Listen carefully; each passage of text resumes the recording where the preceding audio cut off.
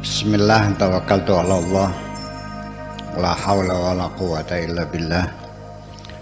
Asyhadu an la ilaha illallah wa asyhadu anna Muhammadar Rasulullah. Allahumma salli ala sayyidina Muhammadin wa ala alihi wa sahabatihi ajma'in, ma ba'd. Untuk menuju supaya kita tepat sasaran sampai tujuan dengan tepat, langkah-langkah yang perlu kita perbaiki adalah sebagai berikut. Alaika bitaslim. Pertama-tama engkau harus berserah diri kepada Allah secara total. Sudah serahkan saja kepada Allah, jangan suka ngatur Allah. Artinya biar saya agak mendetail sedikit. Selama ini kita berserah diri belum kepada Allah. Inna dina indallahil Islam. Agama yang diterima oleh Allah adalah agama yang berserah diri.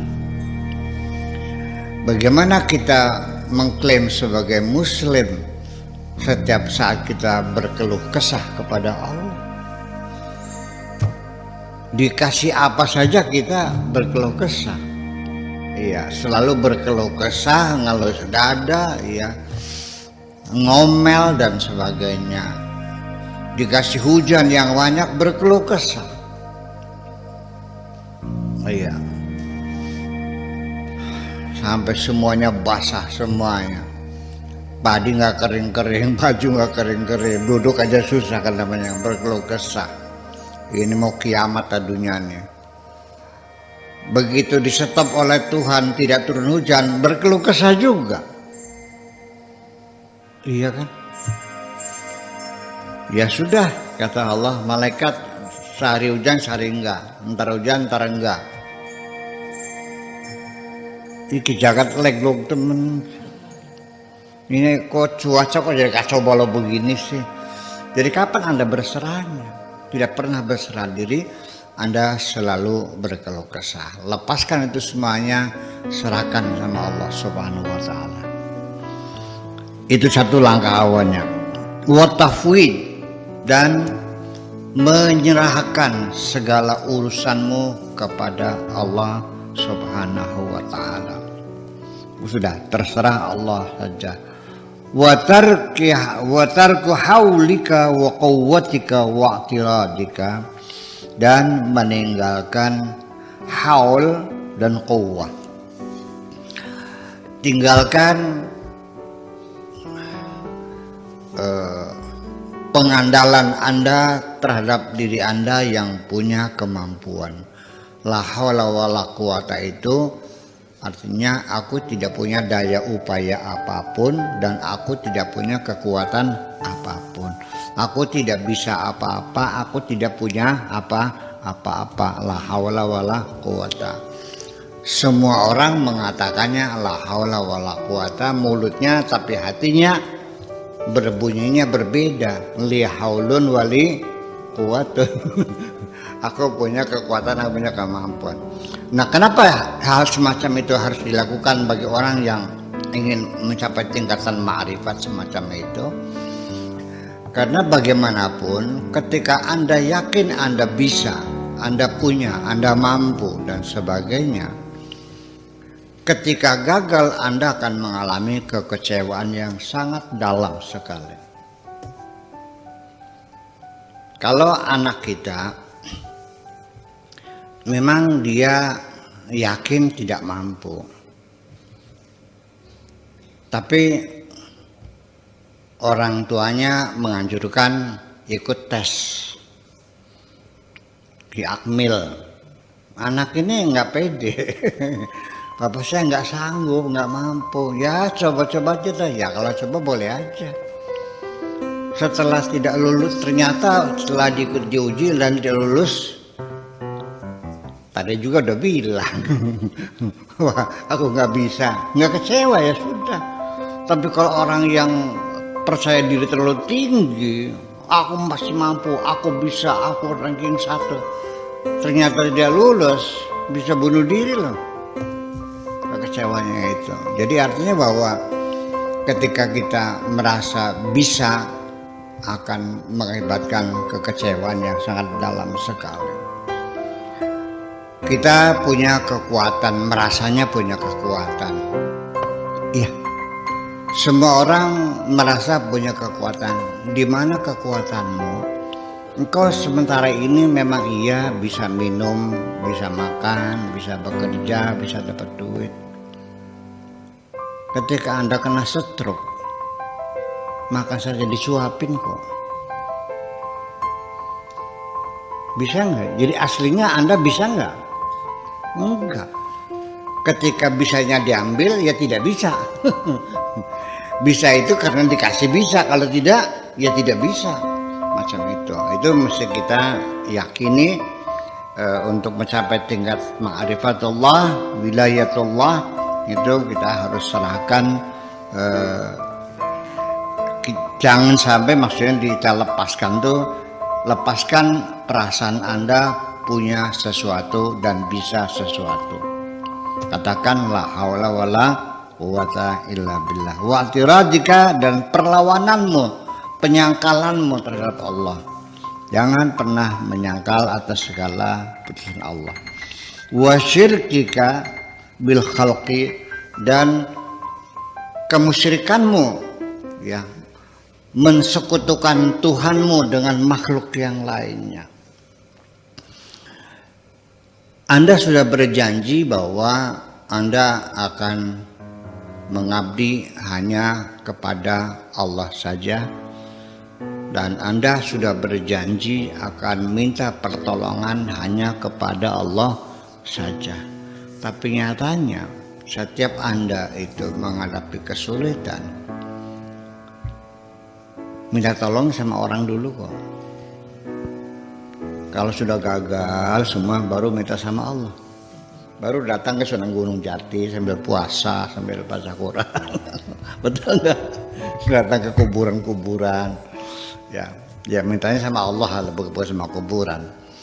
Ya artinya baru setelah mertua tidak bisa menolong, kakak yang jadi jenderal nggak bisa menolong, menantu yang pun jadi pengusaha nggak bisa nolong, baru Anda sholat hajat, baru minta sama Allah. Jadi Allah ta'id. Jadi Allah itu literal terakhir. Nah itu adalah kemusyrikan, ya, mensekutukan Tuhan dengan makhluk sama makhluknya.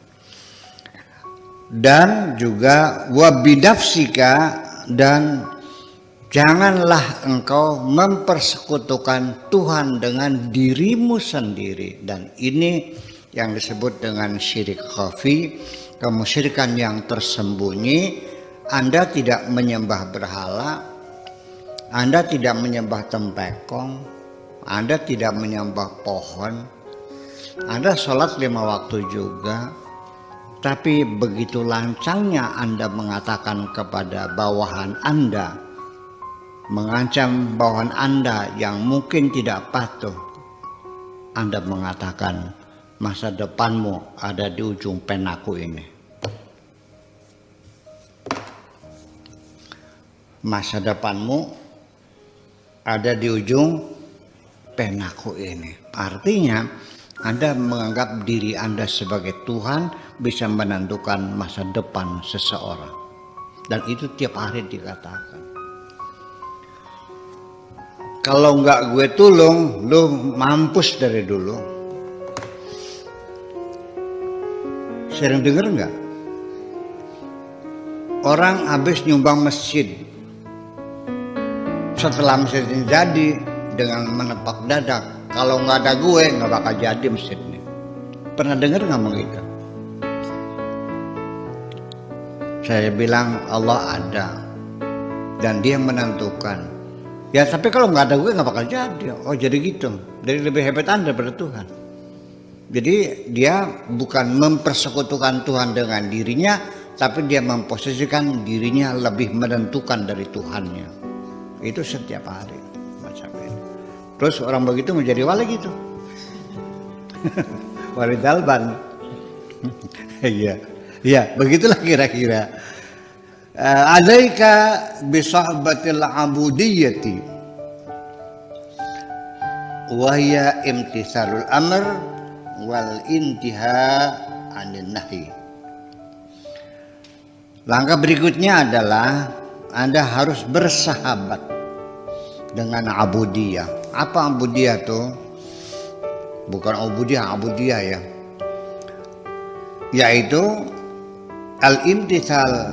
imtithalul amr, siap melaksanakan segala perintah Tuhan, wal intiha 'anil nahi, dan siap meninggalkan segala larangan Tuhan. Itu langkah berikutnya.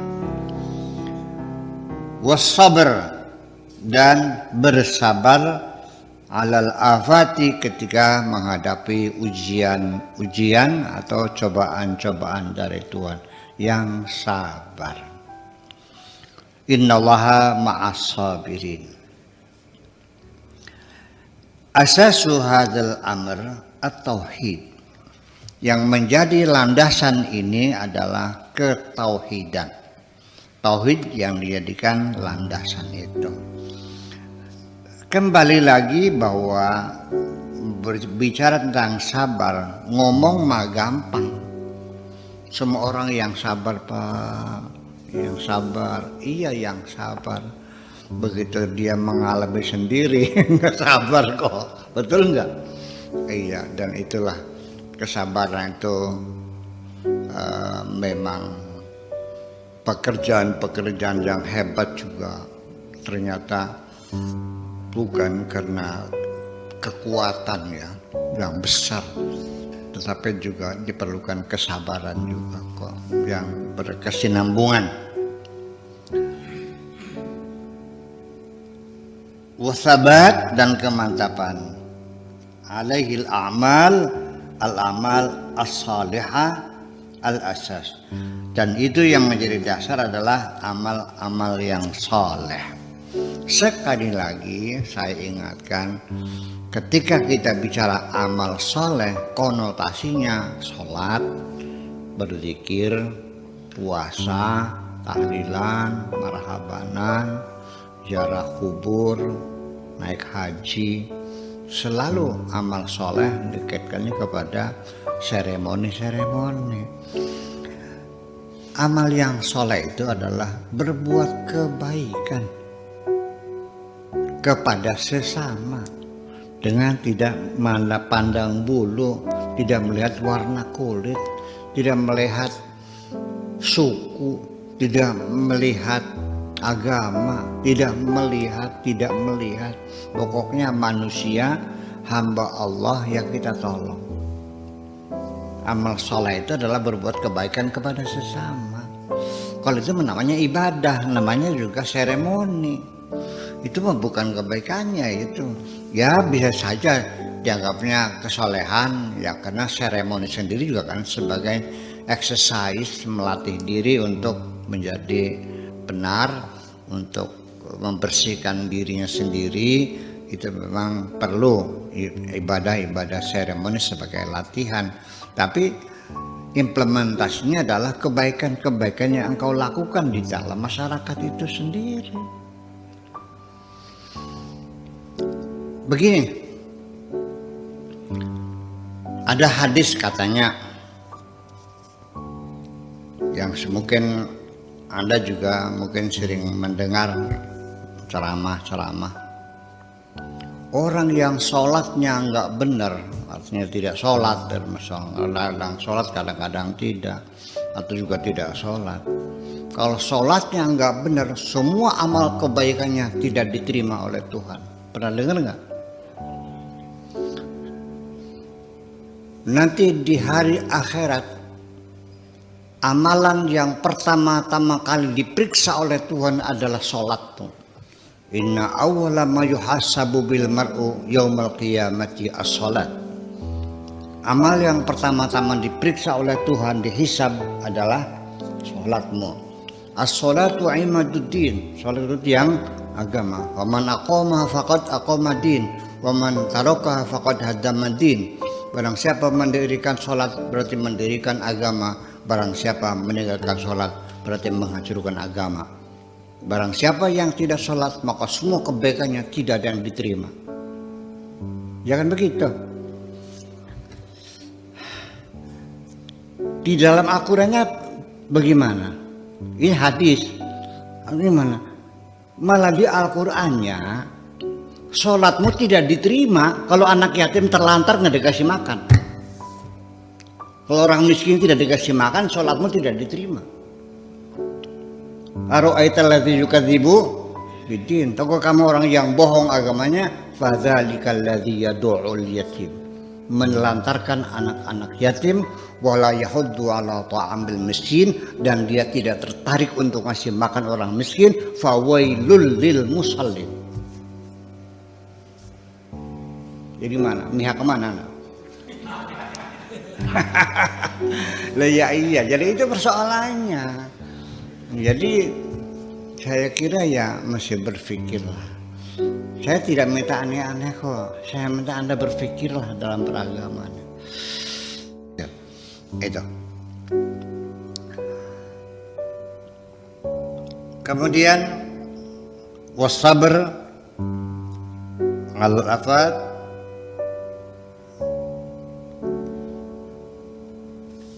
Lo kata bahasa Inggris nih. Alaika bisahwatil ambudiyyah wa al-imtithal al-amr wal intihaa 'anil nahy wa sabr 'ala al-afat. Dan sabar asasu hadzal amr at-tauhid.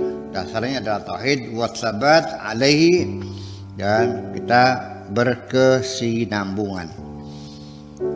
Al-amalu as-salihatu al-asas. Yang jadi dasar adalah amal saleh. Ma ahkamtahu ala ayyi syai'in tabni.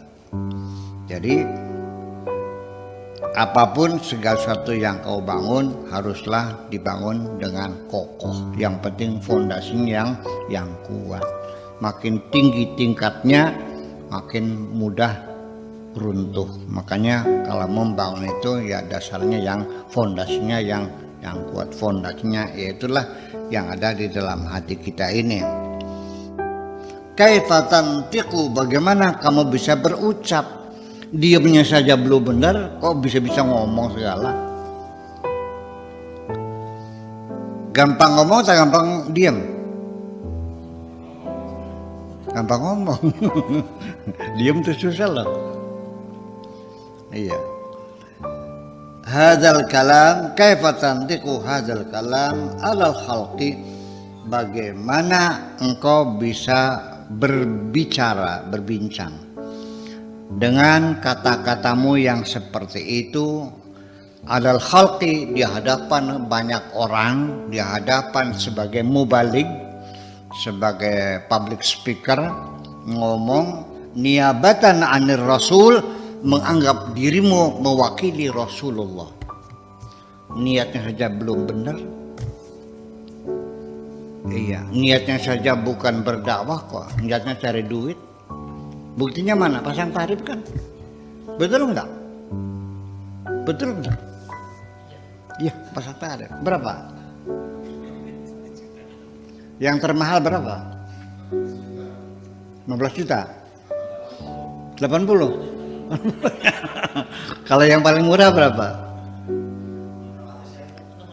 500. Iya, niabatan anir rusul. Bagaimana Anda kok bisa berbicara di hadapan orang banyak, padahal motivasi Anda saja masih perlu dipertanyakan. Terima kasih. Assalamualaikum warahmatullahi wabarakatuh.